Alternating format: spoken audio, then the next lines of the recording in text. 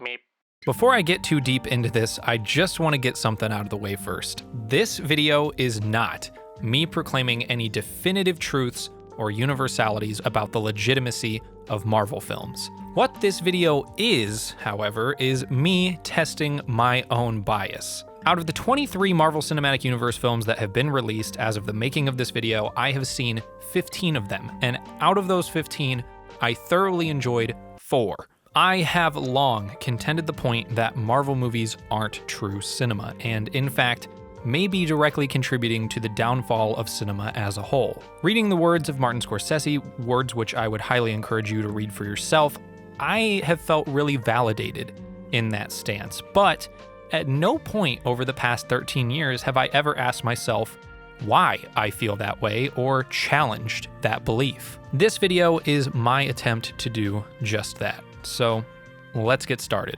If you're going to ask the question, are Marvel movies cinema? The first thing you need to do is define cinema. And this is where things immediately get confusing because cinema can mean completely different things to different people. For some people, this cinematic experience is simply distraction, and for others, it's basically religion.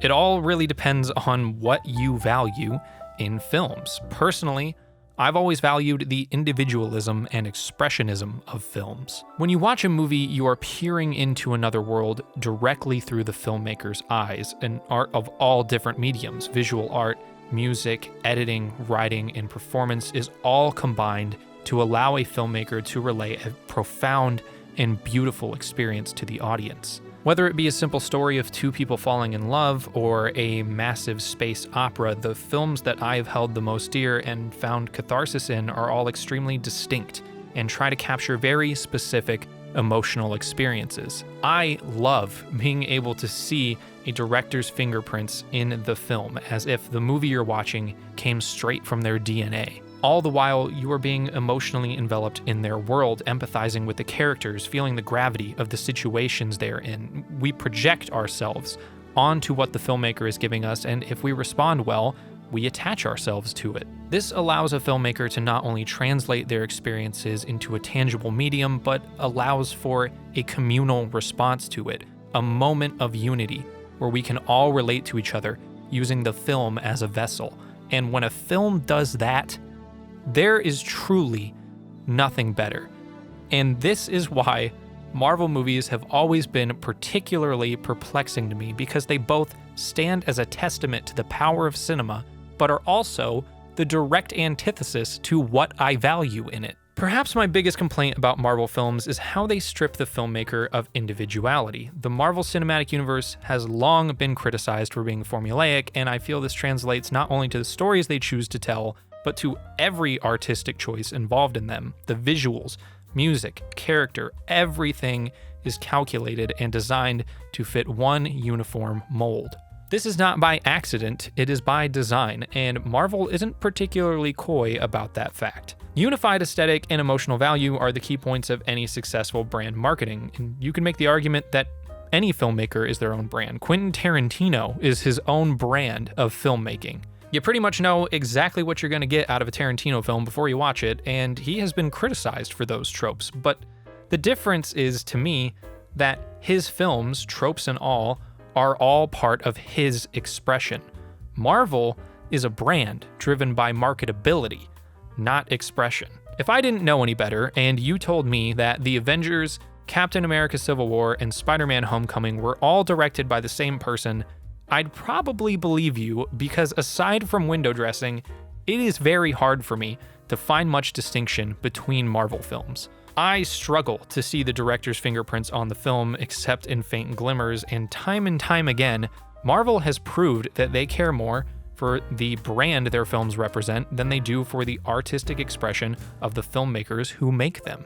The biggest example of this being when they chose to kick Edgar Wright off of Ant-Man. Ant-Man was a longtime passion project of Edgar Wright's. His first treatment of the script dates all the way back to 2003, and after years of hard work and emotional investment, Marvel decided that Edgar Wright's vision for the project didn't align properly with what they wanted out of the film, so Edgar Wright left the project due to creative differences. From a pure business standpoint, this just makes logistical sense, but I can't help but get pissed off about this because Ant-Man was Edgar Wright's baby. I simply do not care.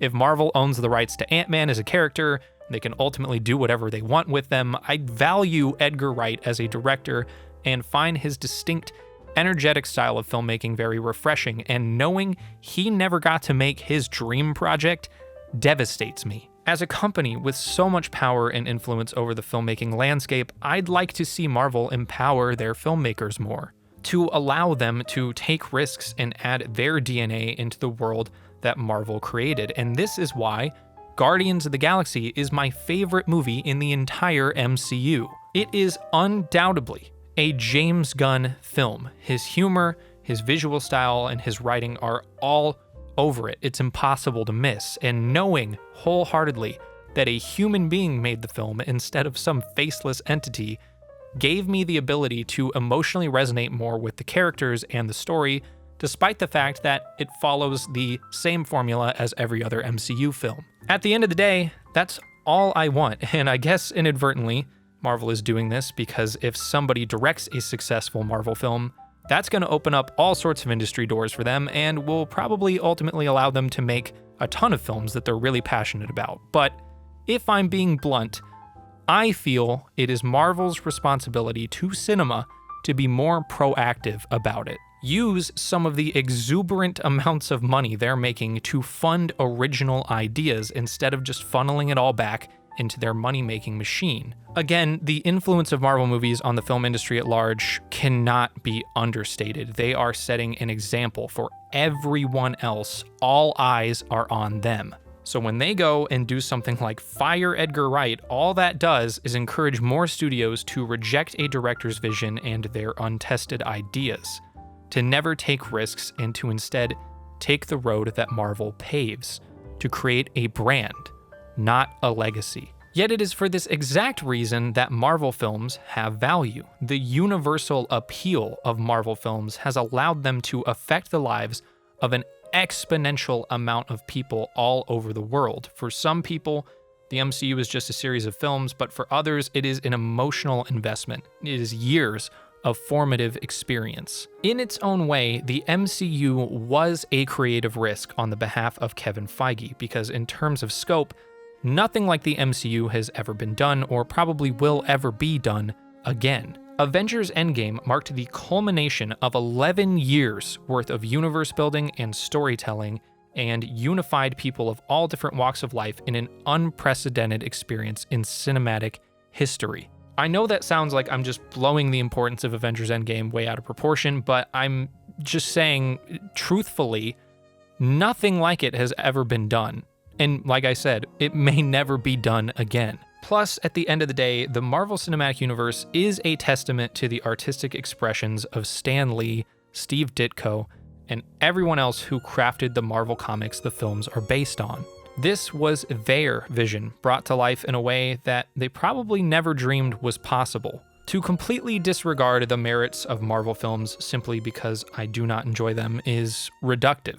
When I sat in the theater watching Avengers Endgame, I saw people at the edge of their seats cheering, some even crying, and while it's easy for me as somewhat of an outsider to just brush that off as embarrassing, the impact was still there for them, and I cannot separate myself from it entirely.